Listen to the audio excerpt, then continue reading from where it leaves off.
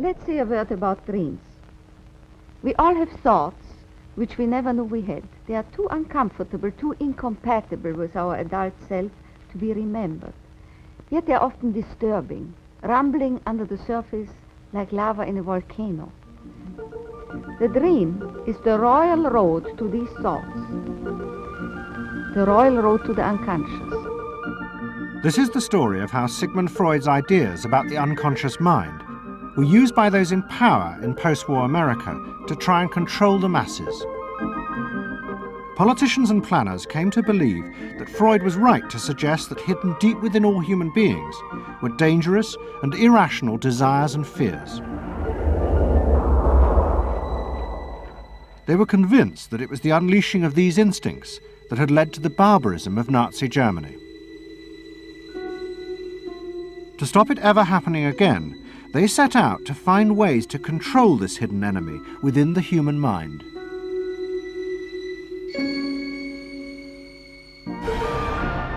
At the heart of the story are Sigmund Freud's daughter Anna and his nephew Edward Bernays, who had invented the profession of public relations.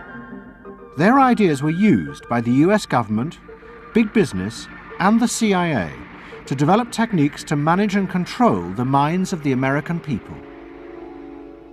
Those in power believed that the only way to make democracy work and create a stable society was to repress the savage barbarism that lurked just under the surface of normal American life.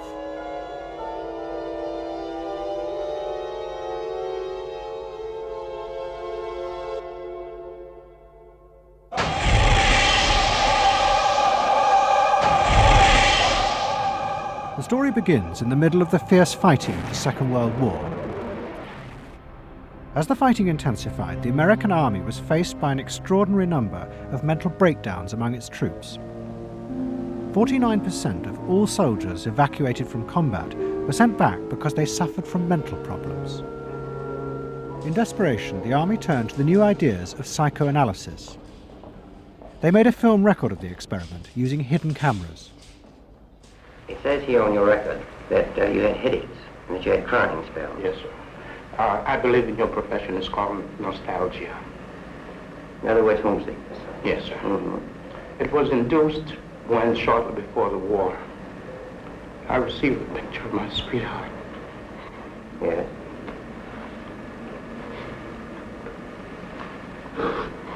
Mm-hmm.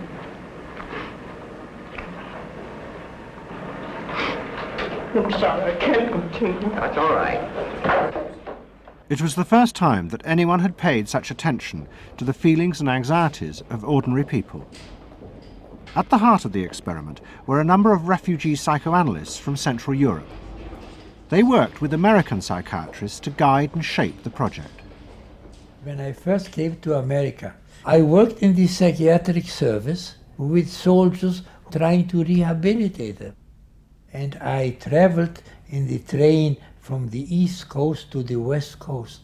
I was enormously curious what goes on in all of those little towns that the train is passing. After my years in the army, I knew exactly what everybody was doing in the little towns. Because I saw so many people who came from there.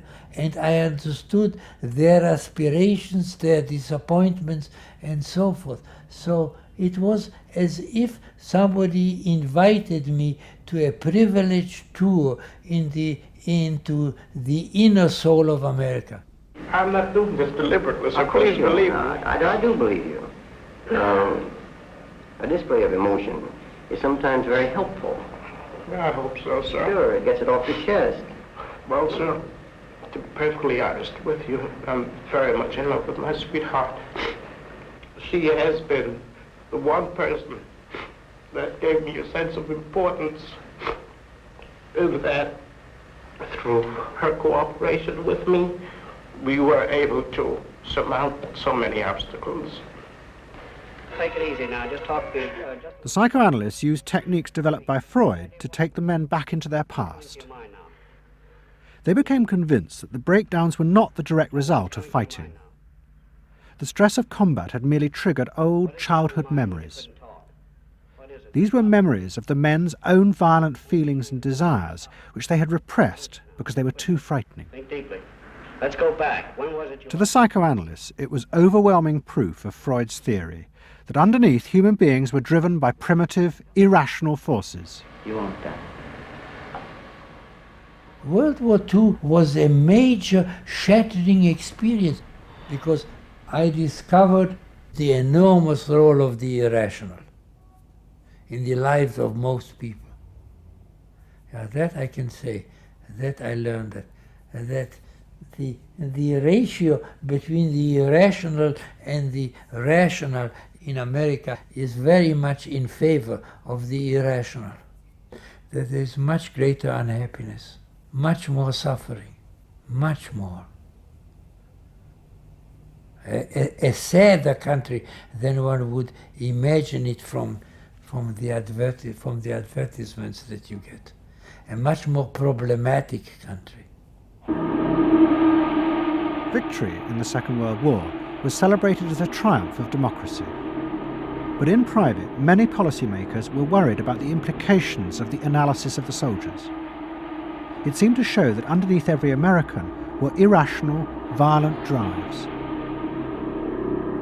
What had happened in Germany seemed to bear this out. The complicity of so many ordinary Germans in mass killings during the war showed just how easily these forces could break through and overwhelm democracy.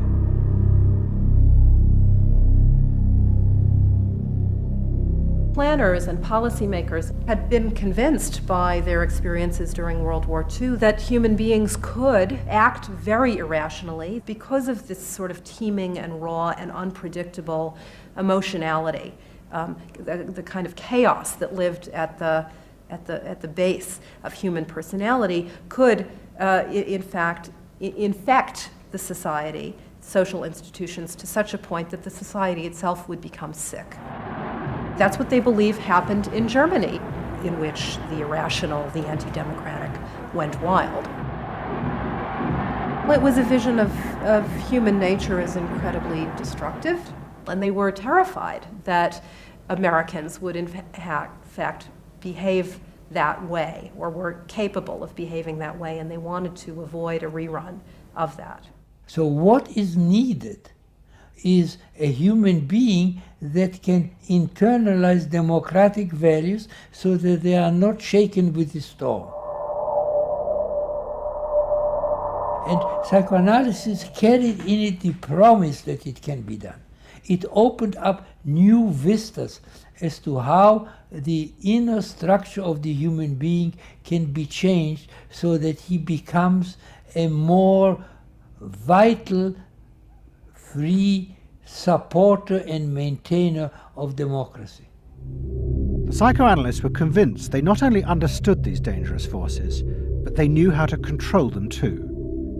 They would use their techniques to create democratic individuals, because democracy left to itself failed to do this.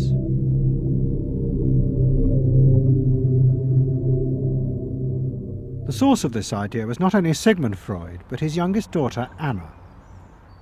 She had fled with her father to London before the outbreak of war, and after he died, Anna Freud became the acknowledged leader of the world psychoanalytic movement.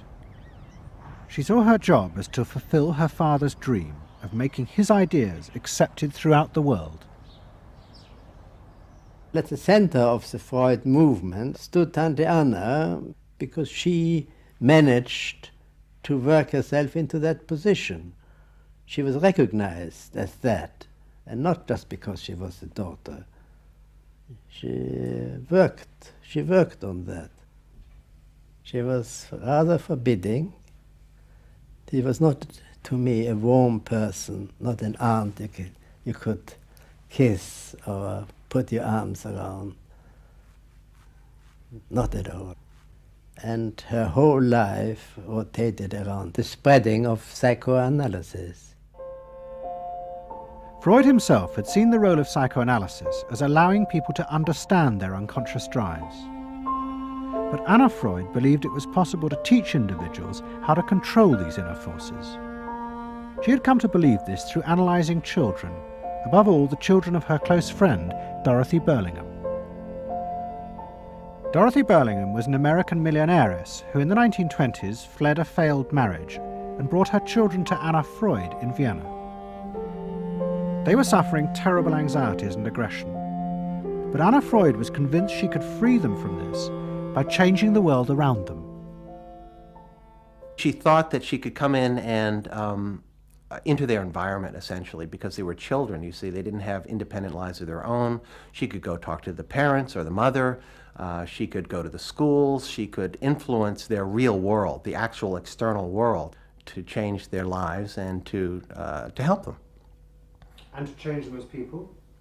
I think that was part of what her idea was, is that she felt that she could change them. From her analysis of the Burlingham children, Anna Freud developed a theory of how to help them control their inner drives. She believed that if, as well as psychotherapy, they were also encouraged to adapt to a good family and social environment, then the conscious part of their mind, the ego, would be strengthened in its struggle to control the unconscious. Anna Freud's aim was simply to help the children. But it was always the psychoanalyst who decided what was the right environment and the appropriate behaviour for the children. And often as not, this reflected the social mores of the time.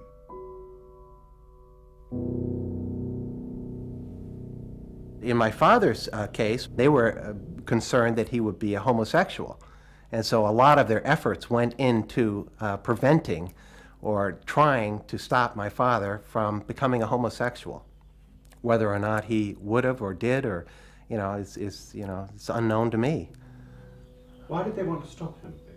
Because they felt it was abnormal. It wasn't a normal way to develop. They wanted to have him develop along lines that society recognized to be normal, because if they didn't, then you're going to be under the control of forces that you don't understand, that you're not even aware of. The analysis seemed to be a great success, and in the 30s the Burlingham children had returned to America. They settled down to happy married lives in the suburbs. What they didn't realize was that their experience was about to become a template for a giant social experiment to control the inner mental life of the American population. In 1946, President Truman signed the National Mental Health Act. It had been born directly out of the wartime discoveries by psychoanalysts that millions of Americans who had been drafted suffered hidden anxieties and fears. The aim of the act was to deal with this invisible threat to society. Shocked by the appalling percentage of the emotionally unstable revealed by the World War II draft figures, Congress in 1946 passed the National Mental Health Act, which recognized for the first time that mental illness was a national problem. Keenly aware of the tremendous problems ahead is Dr. Robert H. Felix, director of the vast new project. A primary objective of the National Mental Health Program is to increase our fund of scientific knowledge about mental health and about mental illness. We're not doing this. Why?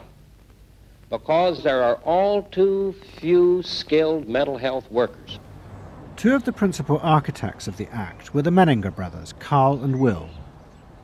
Will had run the wartime psychotherapy experiments, and now he and his brother began to train hundreds of new psychiatrists. The Menningers were convinced that it would be possible to apply Anna Freud's ideas on a wide scale, and to adults as well as children. The psychiatrist's job would be to teach ordinary Americans how to control their unconscious drives. Psychoanalysis could be used to make a better society. They said psychoanalytic thinking could make for the betterment of society, because you could change the way the mind functioned. And you could take the ways in which people did hurtful things to themselves and others and alter them by enlarging their understanding. And this was the vision psychoanalysis brought. That you could really change people. That you could really change people. And you could change them almost in limitless ways. In the late 40s, a vast project began in America to apply the ideas of psychoanalysis to the masses. Psychological guidance centres were set up in hundreds of towns. They were staffed by psychiatrists who believed it was their job to control the hidden forces inside the minds of millions of ordinary Americans. Yes, I need something done. I need some help. Did you have any particular teachers that you liked, any sort? I liked all my teachers except one, I remember. What was the trouble with this one? I don't know, she just scared me most of the time. Holler at me and I'd run outside and vomit. I hate my brother. Loathe him. Despise him. At the same time, thousands of counselors were trained to apply psychoanalysis to marriage guidance. And social workers were sent out to visit people's homes and advise on the psychological structure of family life. Behind all this was the fundamental idea of Anna Freud's, that if people were encouraged to conform to the accepted patterns of family and social life, then their ego would be strengthened. They would be able to control the dangerous forces within them. When your emotions control your actions, it affects not only yourself, but the people around you. And if this sort of flare-up is repeated often, it might lead to a permanently warped personality.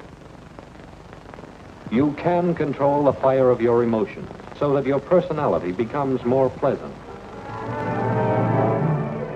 So we expect that someone who's been through that experience to be much more insightful, much more understanding, and a much better regulated person. And what happens to the dog? And regulation includes being able to let go, as it were, to enjoy a football game or a soccer game.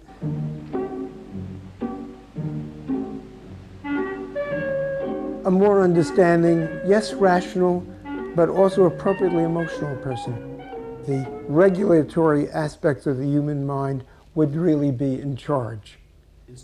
Instead of being overwhelmed by our passions and by our darker impulses. That one would be master or mistress of one's own passions. They just felt that the road to happiness was in adapting to the external world in which they lived. That people could be uncrippled from their own neurotic conflicts and impulses, that they would not engage in self-destructive behavior, that they would in fact adapt to the reality about them. They never questioned the reality. They never questioned that it might itself be a source of evil or something to which you could not adapt without compromise or without suffering or without exploiting yourself in some way. So there was this fit with the politics of the day. And a balance of emotions is important to a well-rounded personality. But it was only the beginning of the rise to power of psychoanalysis in America. Psychoanalysts were about to move into big business and use their techniques not just to create model citizens, but model consumers. Last week's episode showed how Freud's American nephew, Edward Bernays, had been the first to convince American corporations that they could sell products by connecting them with people's unconscious feelings. But now, a group of psychoanalysts were going to take what Bernays had begun and invent a whole range of techniques to get inside and manage the unconscious mind of the consumer. They were led by Ernest Dichter. Dichter had practiced next door to Freud in Vienna, but he had come to America and set up the Institute for Motivational Research in an old mansion north of New York.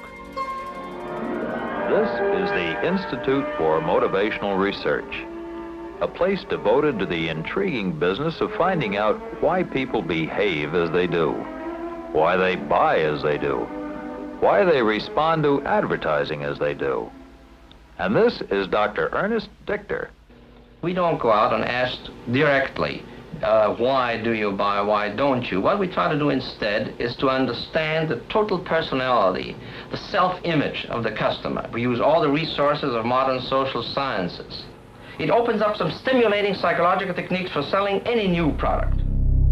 Like the other psychoanalysts, Dichter believed that American citizens were fundamentally irrational beings. They could not be trusted. Their real reasons for buying products were rooted in unconscious desires and feelings. And Dichter wanted to find ways to uncover what he called the secret self of the American consumer. He was trying to get out of people's mind the unconscious motivations that they had for purchasing. These could be sexual, they could be psychological, they could be sociological, they could be a demand for status, a demand for recognition. There were things that people couldn't verbalize or wouldn't verbalize because they were too secret to them. They were too much a part of their nature, and they would be embarrassed. They would be embarrassed if they came out and said things like this. He would interview people, but not ask them direct questions, but let them talk freely like you do in psychoanalysis. And that was his background. And so he said, why can't we have a group therapy session about products? All right? And so Dichter built this room up above his garage, and he said, we can have psychoanalysis of products. They can actually act out and verbalize their wants and needs. What we're going to do is try a couple of these salad dressings. Now let's see what happens. Here is our typical housewife. She doesn't follow the instructions. And they could be observed and watched, and other people could comment, and they could talk about it, and everybody could join in. He was the first to do this. This was absolutely the first thing that was ever done. And he had a movie projector up there where you could show advertisements and things like that, and people could react to them. And he invented the whole technique for mining the unconscious about the hidden psychological wants that people had about products. This became the focus group. It worked! Dichter's breakthrough came with a focus group study he did for Betty Crocker Foods. Like many food manufacturers in the early 50s, they had invented a new range of instant convenience foods. But although consumers had told market researchers they would welcome the idea, in fact, they were refusing to buy them. The worst problem was the Betty Crocker cake mix. Dichter did a series of focus groups where housewives free associated about the cake mix. He concluded that they felt unconscious guilt at the new image being promoted of ease and convenience. In other words, he understood that the barrier to the consumption of the product was the housewife's feeling of guilt about using it. They basically, on one hand, wanted to make it easy for themselves, but they felt guilty about it. So what you've got to do in those circumstances is remove the barrier being guilt. The way you do that is to give the housewife a greater sense of participation. And how do you do that? By adding an egg. Simple as that. As simple as that. Dichter told Betty Crocker to put an instruction on the packet that the housewife should add an egg. It would be an unconscious symbol, he said, of the housewife mixing in her own eggs as a gift to her husband, and so would lessen the guilt. Betty Crocker did it, and the sales soared. My cake is ready. The consumer may have basic needs that the consumer himself or herself doesn't fully understand. You have to know what those needs are in order to fully exploit the consumer. Is it wrong to give people what they want by taking away their defenses, helping remove their defenses? It seems so much longer than last year. It is. Nearly 4 inches longer in some models. Oh. Dichter's success led to a rush by corporations and advertising agencies to employ psychoanalysts. They became known as the Depth Boys, and they promised to show companies how to make millions by connecting their products with people's hidden desires. Dichter himself became a millionaire, famous for inventing slogans like "a tiger in your tank." Even the marketing of the Barbie doll came from a children's focus group. And so it goes. But Dichter was convinced that this was far more than just selling. Like Anna Freud, he believed that the environment could be used to strengthen the human personality. And products had the power both to sate inner desires and give people a feeling of common identity with those around them. It was a strategy for creating a stable society. Dichter called it the strategy of desire. To understand a stable citizen, You have to know that modern man quite often tries to work off his frustrations by spending on self-gratification. Modern man is eternally ready to fill out his self-image by purchasing products which complement it. If you identify yourself with a product, it can have a therapeutic value. It improves your self-image, and you become a more secure person, and you have suddenly this confidence of going out in the world and doing what you want successfully. Bernays believed that that would then improve the whole of our society and become the best society on this planet.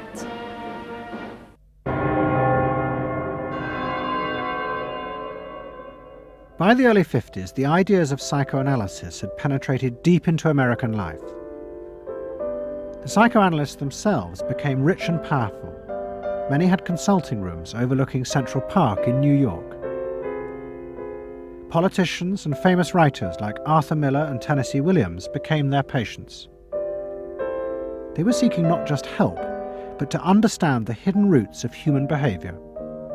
We were sought after. Washington was interested in what we think.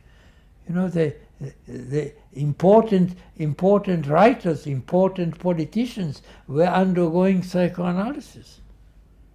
It was, we had waiting lists because there were so many patients that wanted to be analyzed. So it gave us a little bit of a swellhead. And as the psychoanalysts' ideas took hold in America, a new elite began to emerge in politics, social planning, and in business. What linked this elite was the assumption that the masses were fundamentally irrational.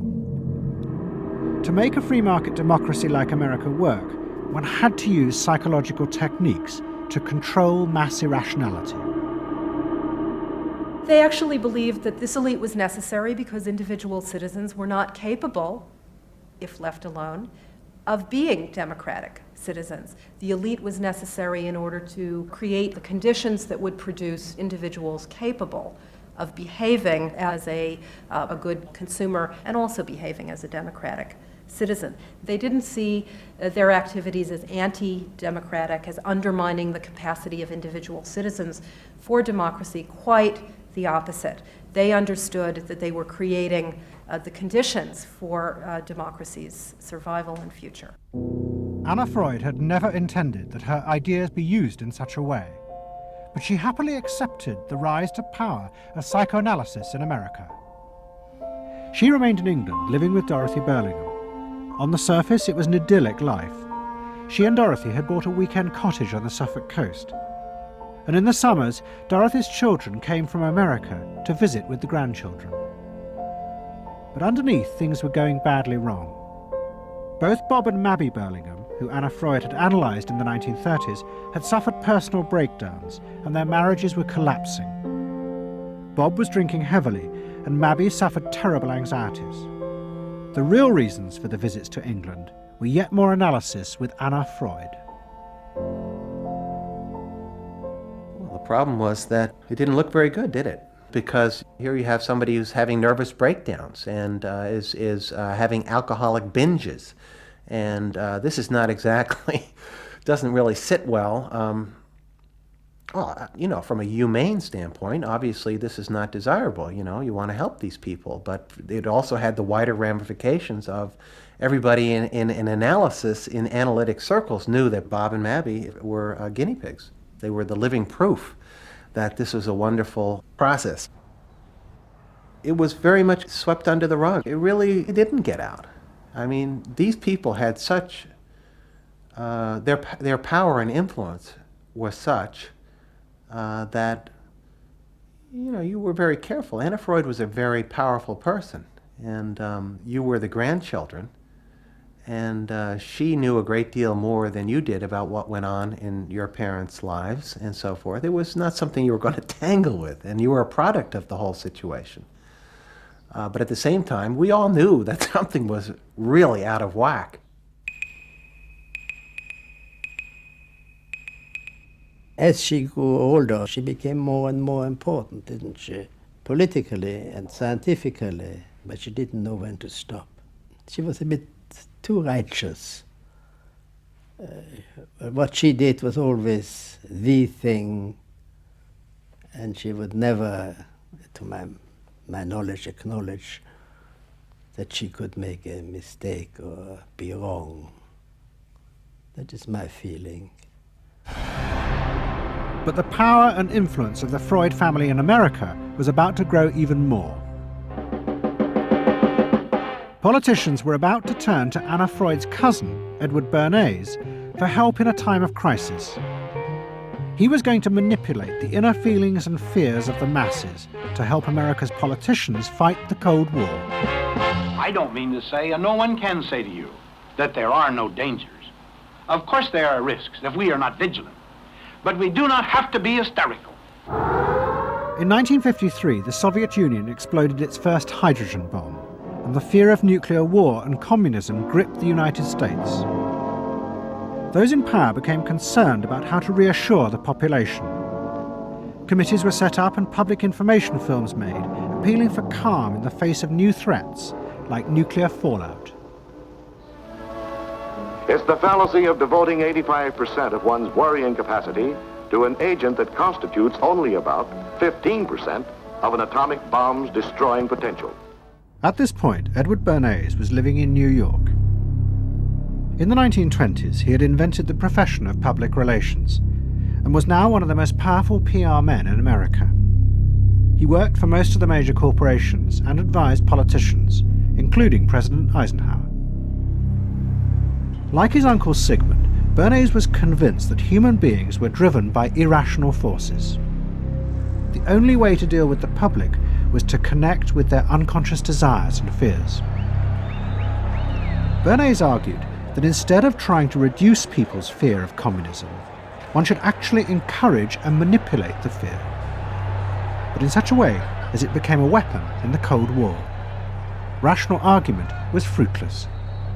What my father understood about groups is that they are manipulable, they're malleable, and that you can tap into their deepest desires or their deepest fears and use that to your own purposes. I don't think he felt that all those publics out there had reliable judgment, that they very easily might vote for the wrong man or want the wrong thing, so that they had to be guided from above. One of Bernays' main clients was the giant United Fruit Company.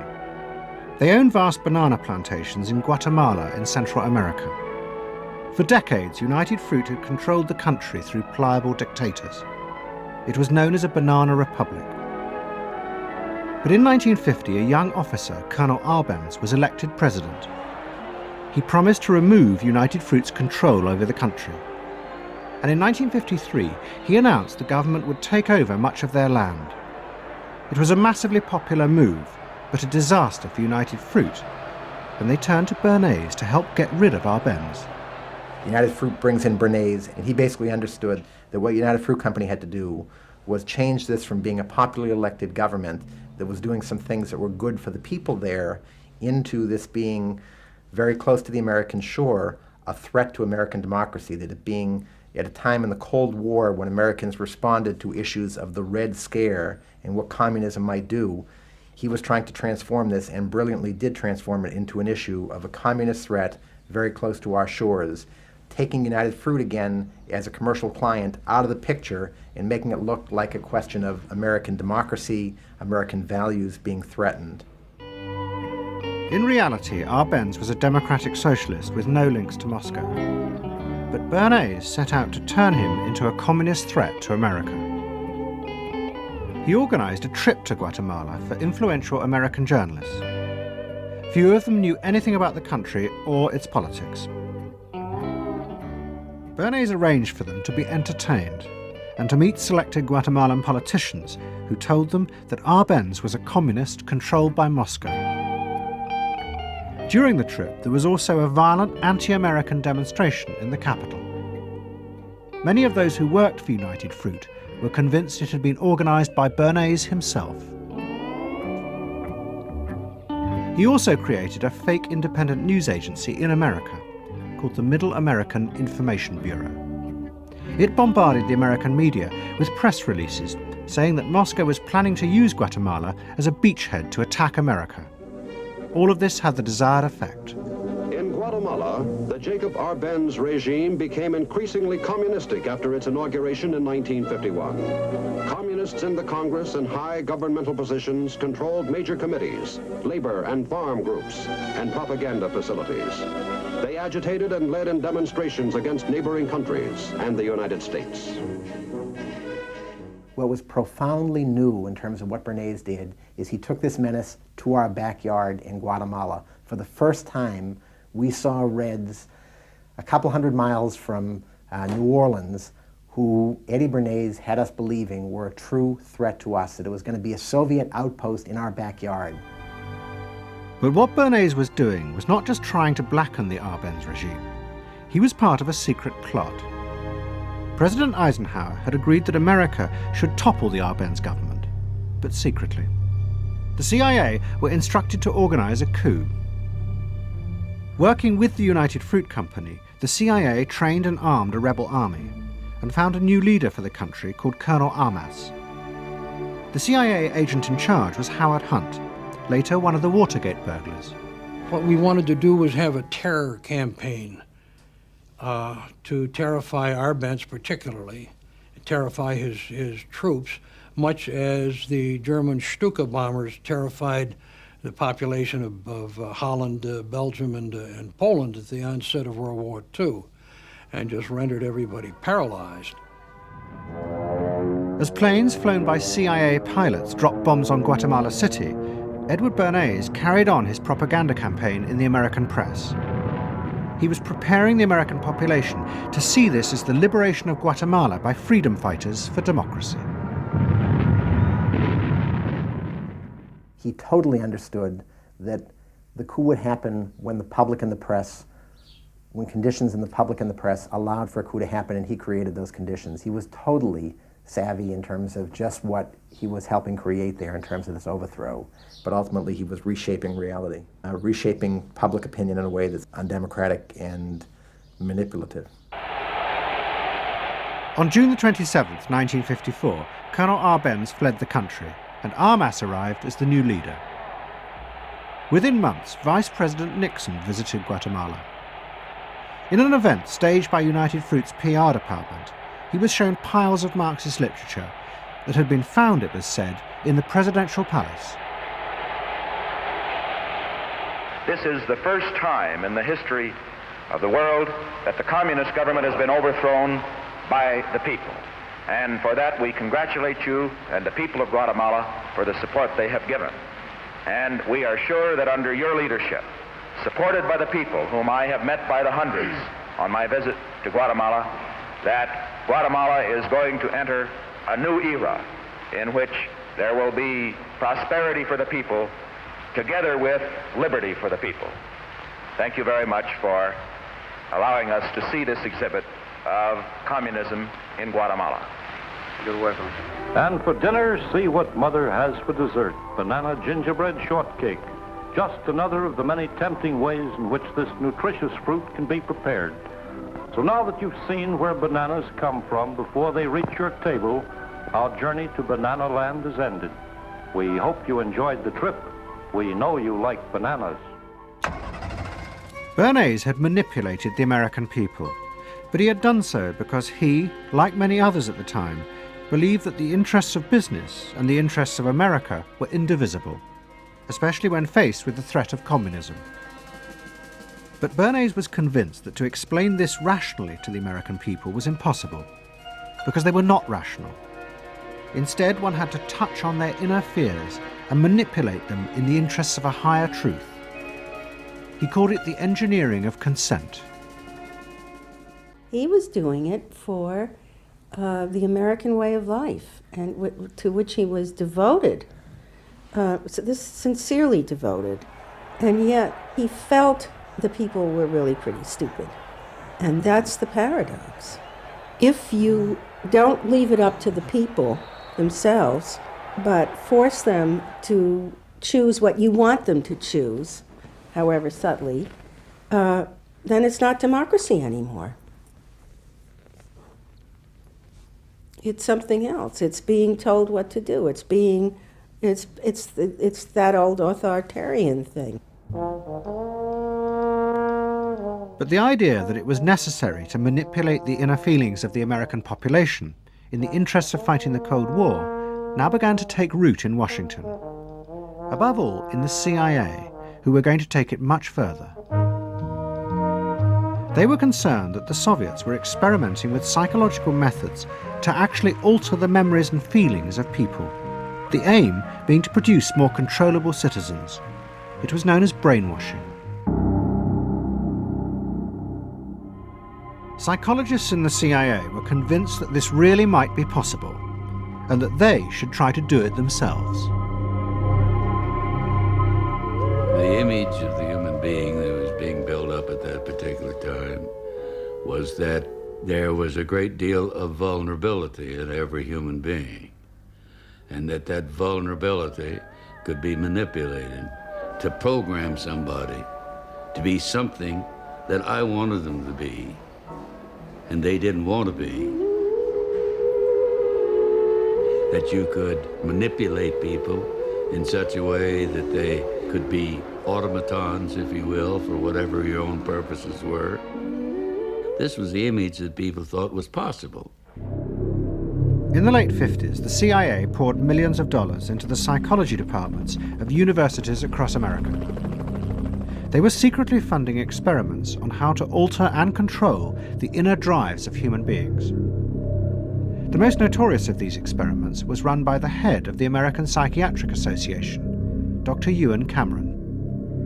Like many psychiatrists at that time, Cameron was convinced that inside human beings were dangerous forces which threatened society.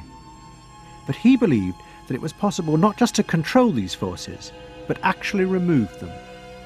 He thought that psychiatry should not just concentrate on sick people, mentally ill, but should actually go into government, that politicians should listen to psychiatrists. Psychiatrists should be in every parliament and should direct and monitor political activities, because they knew in a rational, scientific way what was good for people. Cameron had set up a clinic in a hospital in Montreal called the Allen Memorial. It is now long since closed down. Cameron took patients who suffered a wide range of mental problems. His theory was that these resulted from forgotten or repressed memories. But he was impatient with the idea of using psychotherapy to uncover them. Instead, he would simply wipe them. Cameron used drugs, including LSD, and the technique of ECT, electroconvulsive therapy. It was conventionally used at that time to relieve depression. But Cameron was going to use it in a new way, to produce new people. He was really using it to try and change the fundamental function of the individual, to alter their past memories, their past ways of behaving. And as I think he said at one point, it is to just sort of erase everything from their past so that you then had a slate in which you could record new ways of behavior. And so he used massive doses of shock, people receiving several shocks a day, and over a course of time, hundreds of ECT treatments, so that they were just reduced to a sort of a very primitive vegetable state. I don't remember what happened to me. I was introduced to Dr. Cameron, and I don't remember Dr. Cameron at all. I don't remember any of that. They shipped me up to what they called the sleep room, and they gave me all of these electroconvulsive shock treatments and megadoses of drugs and LSD and all of that, and I have no memory of any of that. Nothing of that time of the Allen Memorial or any of my life previous to that, all gone, wiped. And then having depatterned somebody or brought them down to where basically nothing but the essential functions of the body were going on in terms of breathing and things of this nature. Then he would begin to feed material into these individuals, positive material, such that the brain would be programmed in a positive way, so that the individual would be completely altered. Then he put these tapes under our pillows called psychic driving. He would then put back into this empty brain a program of whatever sort he decided upon, and the people like myself would wake up another person, I guess. In fact, Cameron's experiments were a complete disaster. All he managed to produce were dozens of individuals with memory loss, and the ability to repeat the phrase, "I am at ease with myself."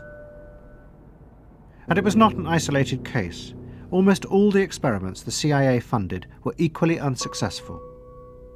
Despite their ambitions, American psychologists were beginning to find out how difficult it was to understand and control the inner workings of the human mind. We had been really chasing a phantom, if you will, an illusion, that the human mind was more capable of manipulation from the outside by outside factors than it is. We found out that the human being is an extremely complex thing. There were no simple solutions. But you've just got to bear in mind that these were very strange times. The psychoanalysts had come to power in America because of their theory that they knew how to control the dangerous forces inside human beings. But now the psychoanalysts were about to face a high-profile failure that would lead people to begin questioning the very basis of their ideas. It began in Hollywood. The film industry had become fascinated by psychoanalysis, and Anna Freud was a powerful influence on dozens of analysts in Los Angeles. They treated film stars, directors, and studio bosses. Anna Freud's closest friend was the most sought after of all, Ralph Greenson. And in 1960, the most famous star in the world turned to Greenson for help. Marilyn Monroe was suffering from despair and had become addicted to alcohol and drugs. Well, when I walked in to dinner, here was Marilyn Monroe. And I'd made a picture with her called All About Eve. This is dinner at Ralph Greenson's? Yes. And the only thing was that Ralph was trying to show her, Romy, I never called him Ralph in my life. Romy was trying to show her that the way a family life ought really to be. So we were walking the dog after us. I said, "What the hell are you doing here?" I said, "You never asked me to dinner." And he said, "You weren't that sick." And I said, "Oh, no." He said, "The point is just this child has no frame of reference. In other words, she doesn't know what the goal is." What Greenson did was follow Anna Freud's theory. If Marilyn Monroe could be taught to conform to what society considered a normal pattern of life, that would help her ego control her inner destructive urges. But Greenson pushed it to an extreme. He persuaded Monroe to move into a house nearby that was decorated like his own. He then took her into his own family life, and he, his wife, and his daughter played at being Monroe's own family. Greenson himself would become the model of conformity. And so this someone whom she regarded as important and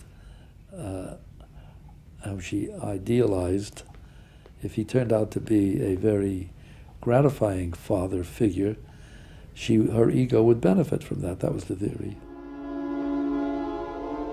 His wife and children, everyone was involved in it. They were strengthening the person. They were strengthening the mind. They were strengthening the agent that controls inner life against adversity, against insufficiency, against too much frustration. So that Marilyn Monroe would no longer be a helpless person looking for love. She'd have enough love. But despite all his efforts, Greenson was unable to help Marilyn Monroe. On August the 5th, 1962, she committed suicide in her house. The suicide shocked many in the analytic community, including Anna Freud. And high-profile figures in American life, who had previously been enthusiasts for psychoanalysis, now began to question why psychoanalysis had become so powerful in America. Was it really because it benefited individuals? Or had it in fact become a form of constraint in the interests of social order? The critics included Monroe's ex-husband, Arthur Miller. My argument with so much psychoanalysis is the preconception that suffering is a mistake, or a sign of weakness, or a sign even of illness, when in fact, possibly the greatest truths we know have come out of people's suffering. That the problem is not to undo suffering or to wipe it off the face of the earth, but to make it inform our lives, instead of trying to cure ourselves of it constantly and avoid it, and avoid anything but that lobotomized sense of what they call happiness. There's too much of an attempt, it seems to me, to think in terms of controlling man rather than freeing him, of defining him rather than letting him go. Mm-hmm. And it's part of the whole ideology of this age, which is power mad. Hey, have you heard about the crazy new way to send a message today? It's flashed on a screen, too quick to see, but still you get it subliminally. At the same time, an onslaught was launched on the way psychoanalysis was being used by business to control people.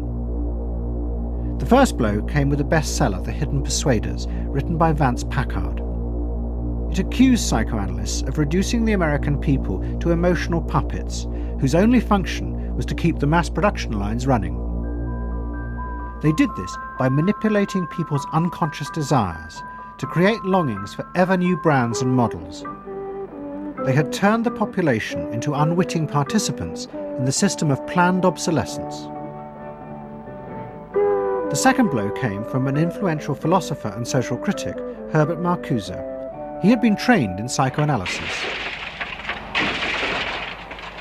This is a childish application of psychoanalysis, which does not take at all into consideration the very real political systematic waste of resources, of technology and of the productive process.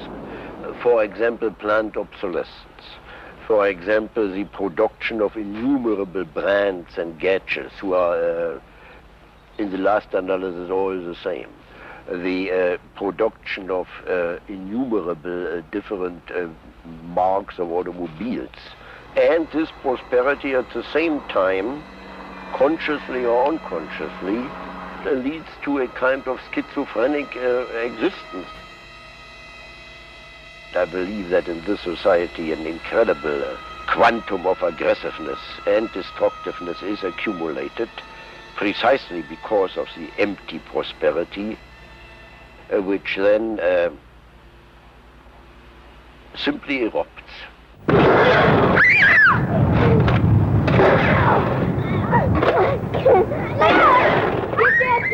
Marcuse's argument was not simply that psychoanalysis had been used for corrupt purposes. It was more fundamental. Marcuse said that the very idea that you needed to control people was wrong. Human beings did have inner emotional drives, but they were not inherently violent or evil. It was society that made these drives dangerous by repressing and distorting them. Anna Freud and her followers had increased that repression by trying to make people conform to society. In so doing, they made people more dangerous, not less. Marcuse challenged that social world, and he said that's a world that should not be adapted to. And in fact, what the individual was adapting to was corrupt and evil and corrupting. In other words, he switched the source of evil from inward conflict to the society itself. That the sickness of society lay at the society level, not at the sickness of human beings in it. And if people did not challenge that, then they were, in fact, submitting to evil. Modern psychology has a word that is probably used more than any other word in psychology. It is the word maladjusted. It is the ringing cry of modern child psychology, maladjusted. Now, of course, we all want to live the well-adjusted life in order to avoid neurotic and schizophrenic personalities.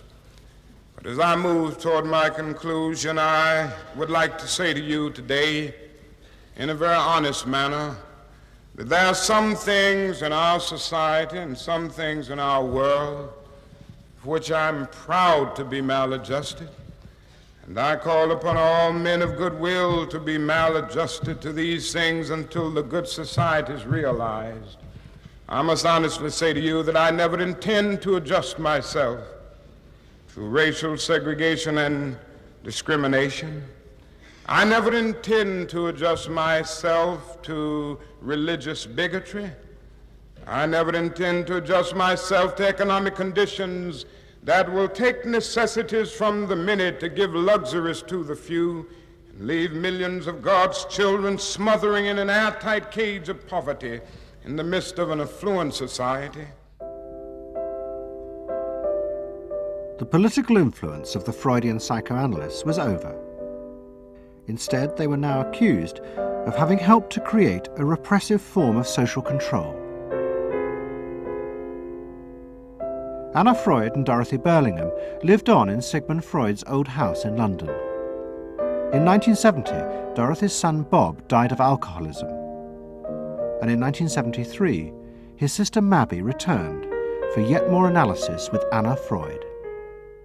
She went back for more analysis. She was living at 20 Marisville Gardens in the Freud house, as I guess she did when she wasn't with her husband, and she committed suicide. She took an overdose of sleeping pills. In Freud's own house? In Freud's own house, right.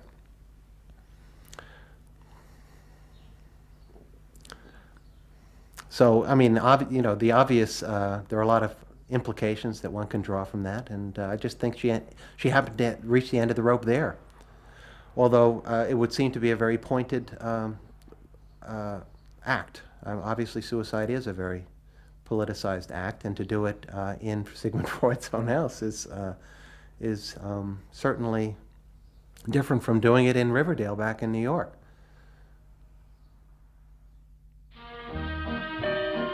Next week's episode will tell the story of the rise to power of the enemies of the Freud family. They believed that the way to build a better society was to let the self free.